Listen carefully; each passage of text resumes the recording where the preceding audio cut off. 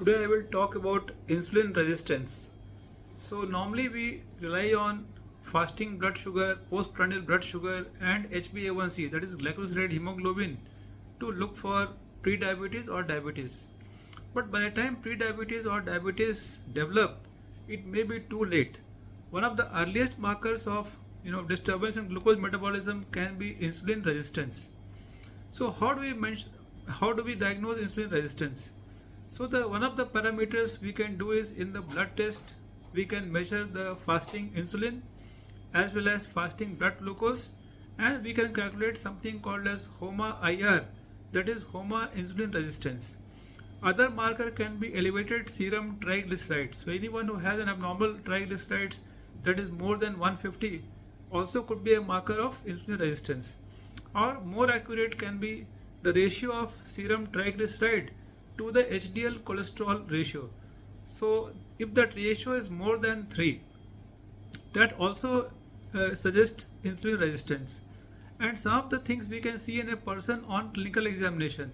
So if you have a person who's obese, especially with abdominal obesity or increased visceral fat, so that is a marker of insulin resistance. Other thing on the skin we can see is darkening or dark patches over the nape of neck or the shoulder area, and that is called as acanthosis nigricans. That also is a marker of insulin resistance. Now why are we concerned about insulin resistance? So insulin resistance, it can be a marker for developing diabetes in the future, and as per studies, those who have insulin resistance, it can take about 10 to 15 years for them to develop diabetes. And other metabolic complications, like they also have a higher risk of overweight, obesity, hypertension, abnormal cholesterol levels, polycystic ovaries, that is called as PCOS, and cardiovascular diseases. So these are not simple conditions. So all these things can be prevented. Now how do we manage insulin resistance?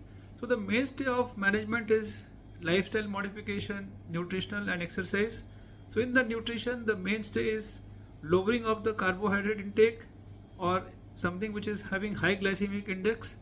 So foods such as that containing sugar, sweets, soft drinks, they should be stopped, and other carbohydrates like mainly cereals and grains should be minimized. Along with that, the role of exercise also is there in that both aerobic, that is brisk walking or running or cycling, along with muscle strengthening, because glucose is mainly about 70% metabolized by the muscle. So good muscle mass also will help in reducing the risk of insulin resistance. So by following all these parameters, I'm sure you can prevent many complications connected to pre-diabetes and diabetes.